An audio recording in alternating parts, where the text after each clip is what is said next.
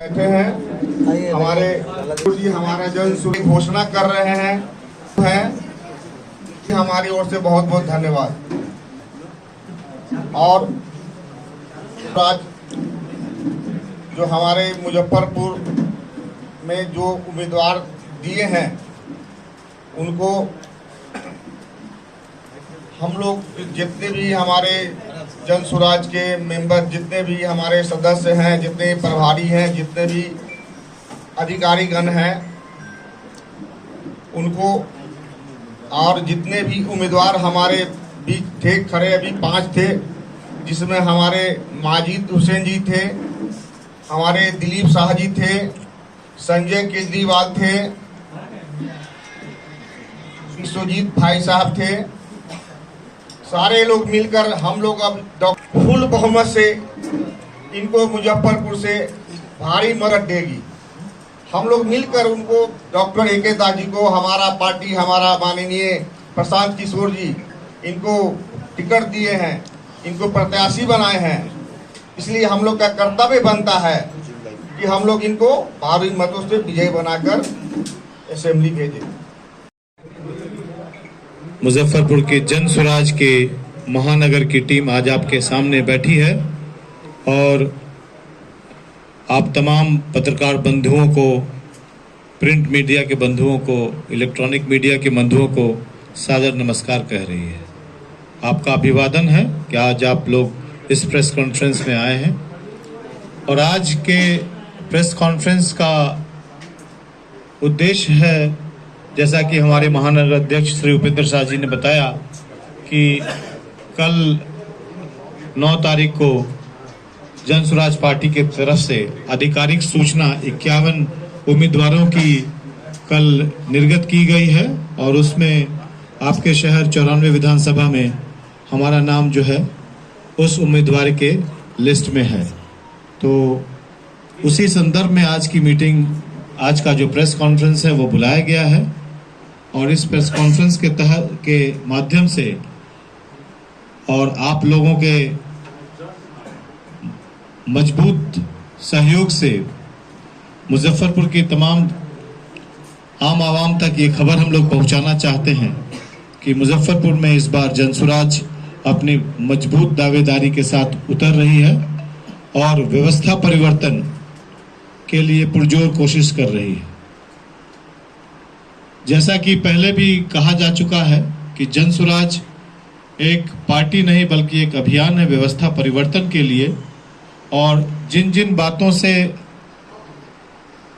आदरणीय प्रशांत किशोर जी ने आप लोगों के बीच में अपने समक्ष रखा है, आप लोगों के समक्ष रखा है, उनमें से एक ही था कि सबसे पहले पार्टी की सूची, उम्मीदवारों की सूची जारी की जाएगी। तो 51 की सूची कल जारी कर दी गई और इसी क्रम में आज जन स्वराज पार्टी जो है पूरी मजबूती के साथ चुनाव की प्रक्रिया में उतर चुकी है और व्यवस्था परिवर्तन, बिहार के भविष्य के नवनिर्माण, बिहार के भविष्य की चिंता करते हुए बिहार के बच्चों के लिए इस बार वोट मांग रही है, ताकि 2025 वो परिवर्तन का साल हो जहां पारंपरिक राजनीतिक व्यवस्था से हटकर एक नई राजनीतिक व्यवस्था की ओर हम लोग आगे बढ़ें, जहां युवाओं को मौका मिले और युवा वर्ग जो है राजनीति में अब आगे आए। इसी विचार के साथ जन स्वराज पार्टी आगे आई और इसी विचारधारा के तहत ही उम्मीदवारों की लिस्ट भी जारी की गई। हम जन स्वराज जनवीर हैं, हम जनता की आवाज हैं, हम आम जनता हैं, इसलिए हम जनवीर हैं। हम जनता की आवाज को आगे ले जाएंगे, इसलिए जनता हमारे साथ रहेगी। सर, लेकिन आपकी पार्टी का निशाना तो हमारी जनता है, जिनकी दुर्गति जो पिछले 35 सालों से राजनीतिक पार्टियों ने की है, तो इस दुर्गति से निकालने का प्रयास ही जन स्वराज है।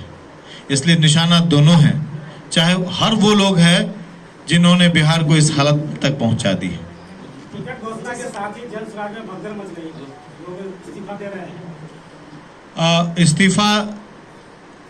इस्तीफा दिया, उसके बाद हम लोगों के व्हाट्सएप पे वो एक माफ़ी भी चल रही है।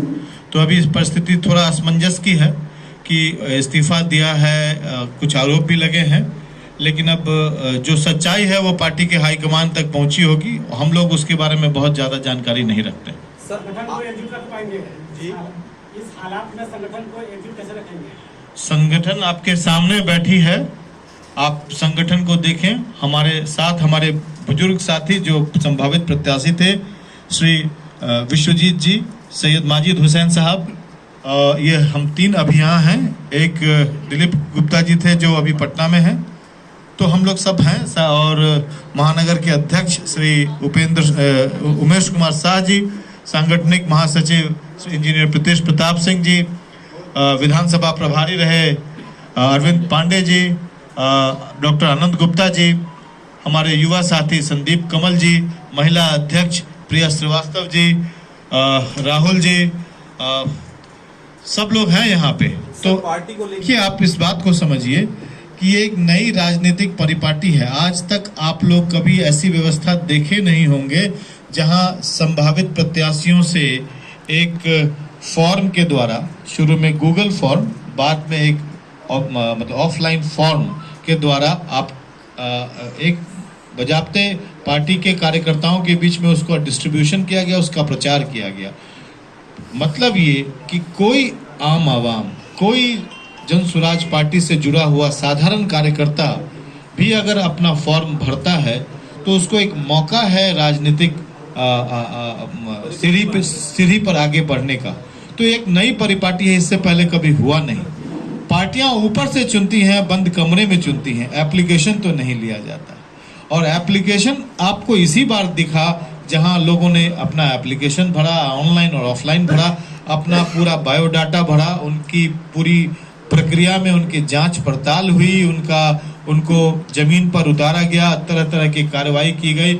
और उस कार्रवाई के बाद काफी मनन चिंतन और अलग अलग सांगठनिक व्यवस्था के तहत उनकी परीक्षा के बाद ही किसी उम्मीदवार की को चुना गया। तो आप समझिए कि एक नई परिपाटी है। जब आप किसी तरह का कोई नौकरी लेना चाहते हैं, चाहे वो शिक्षक की नौकरी लेना चाहते हो, चाहे वो आप प्रोफेसर की नौकरी लेना चाहते हो, चाहे डॉक्टर की नौकरी लेना चाहते हो, कुछ तो परीक्षा देते हैं ना। बनना चाहते हैं तो कुछ तो परीक्षा दीजिए। तो ये एक नई परिपाटी है और इस परिपाटी को हम समझते हैं कि स्वागत योग्य परिपाटी है, और हम समझते हैं कि अन्य पार्टियां भी अब उसको कॉपी कर रही हैं। और जहां तक आपका रहा 20 रुपए का बात, तो वो परिवार लाभ कार्ड है जिसमें जो बिल्कुल ही मुफ्त है। परिवार लाभ कार्ड का जो हम लोगों ने एक आह्वान किया था, वो आह्वान बिल्कुल ही मुफ्त है। लेकिन हम लोगों का ये प्रयास था कि जो लोग परिवार लाभ कार्ड लें वो पहले जन स्वराज के प्राथमिक सदस्य बन जाए, और प्राथमिक सदस्य बनने के लिए 10 रुपए का रसीद उनको दिया गया। तो 20 रुपया किसी ने नहीं लिया, 10 रुपए का रसीद दिया गया। परिवार लाभ कार्ड बिल्कुल मुफ्त था।